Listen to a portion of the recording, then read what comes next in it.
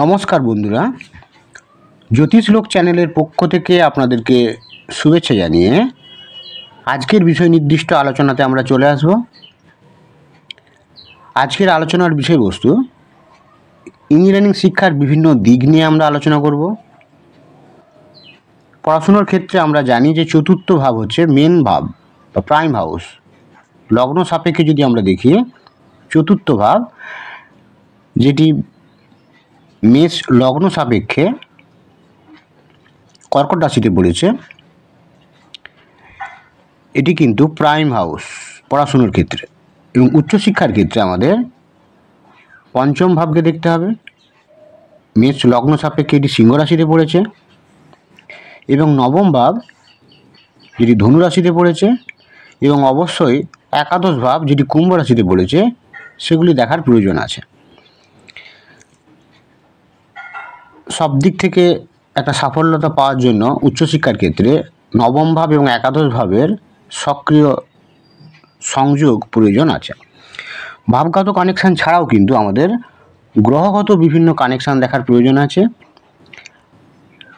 তো শিক্ষার বিভিন্ন দিক নিয়ে যদি আমরা আলোচনা করি, কোন দিকে যাবে, তার কোন স্ট্রিম চয়েস করবে, কোন দিকে গেলে তার সাফল্য বেশি পাওয়া যাবে, সেই জন্য অবশ্যই লগ্ন সাপেক্ষে পঞ্চম ভাবটিকে ভালো করে বিচার বিশ্লেষণ করার প্রয়োজন আছে।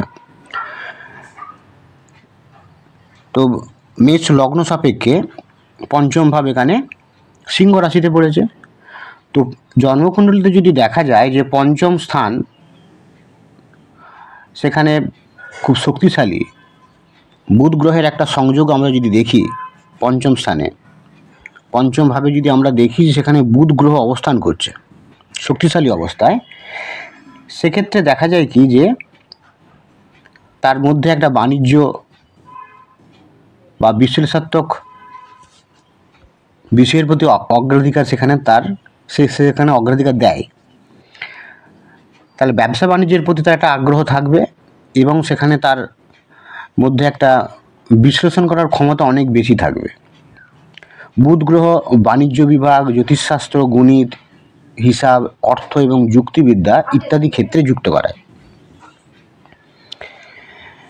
তো পঞ্চম ভাবের সঙ্গে বুধের সংযোগ হলে এই ধরনের একটা অবস্থা তৈরি হবে।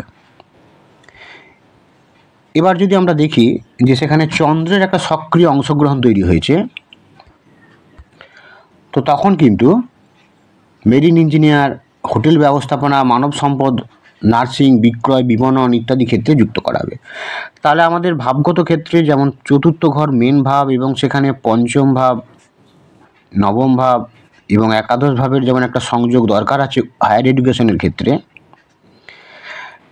ঠিক তেমনি কিন্তু আবার আমাদের দেখতে হবে কি যে কোন গ্রহ এই ভাবগুলির সঙ্গে যুক্ত করেছে। বিশেষ করে পঞ্চম ভাব খুবই গুরুত্বপূর্ণ, কোন দিকে যাবে, কোন দিকে গেলে তার পড়াশোনার ক্ষেত্রে একটা ভালো কেরিয়ার তৈরি হবে।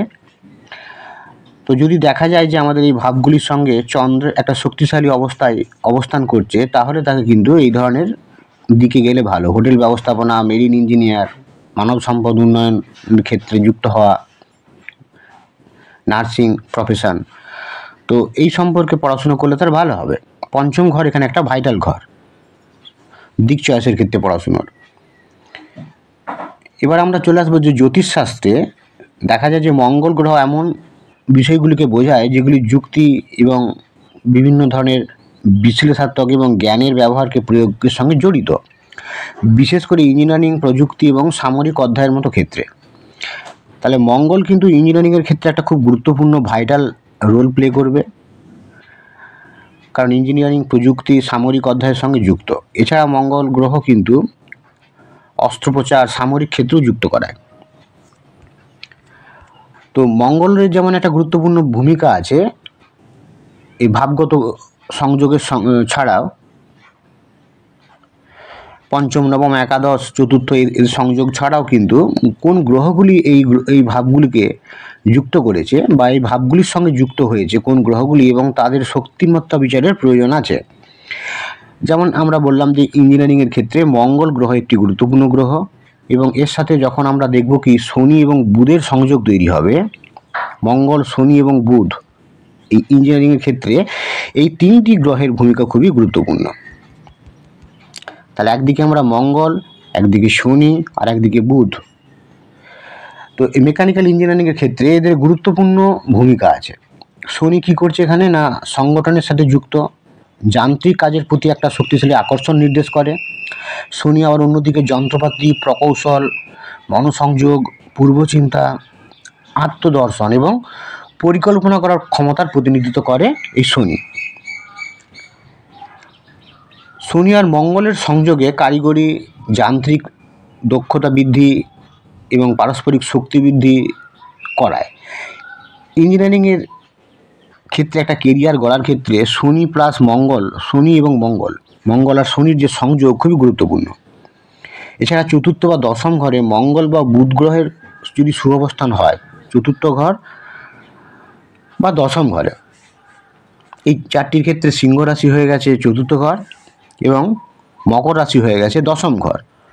তাহলে চতুর্থ ঘর এবং দশম ঘরে আমরা যদি দেখি মঙ্গল এবং বুধ, মঙ্গল গ্রহ এবং বুধের একটা সংযোগ যদি আমরা দেখি চতুর্থ ঘর এবং দশম ঘরে মঙ্গল এবং বুধ, এদের সংযোগ যদি আমরা লক্ষ্য করি তাহলে দেখা যাবে কি যে ইঞ্জিনিয়ারিংয়ের ক্ষেত্রেও তার একটা গুরুত্বপূর্ণ ভূমিকা থাকে। তাহলে চতুর্থ ঘরের সঙ্গে দশম ঘরের একটা সংযোগ দরকার আছে, কারণ কেরিয়ার ওরিয়েন্টেড যখন কেউ পড়াশোনা করবে তখন দশম ঘর চলে আসবে, কারণ দশম ঘর কেরিয়ারের কারকতা দেয়।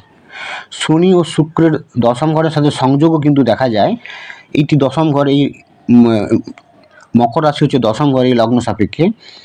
তো এই দশম ঘরে যদি শনি শুক্রের যদি সংযোগ তৈরি হয় তাহলে কিন্তু দেখা যায় যে ইঞ্জিনিয়ারিংয়ের ক্ষেত্রে একটা সফল কেরিয়ারের নির্দেশ দেয়। তো আমাদের যেমন ভাবগত কানেকশান দেখার প্রয়োজন আছে, তেমনি কিন্তু আমাদের গ্রহগত সংযোগও দেখার প্রয়োজন আছে, কোন দিকে পেশালি যাবে সেটি বাছাই করার জন্য। আজ এই পর্যন্তই। পরবর্তীকালে আমরা আবার গুরুত্বপূর্ণ অন্য কোনো টপিক নিয়ে আলোচনা করব। ভালো থাকবেন, নমস্কার।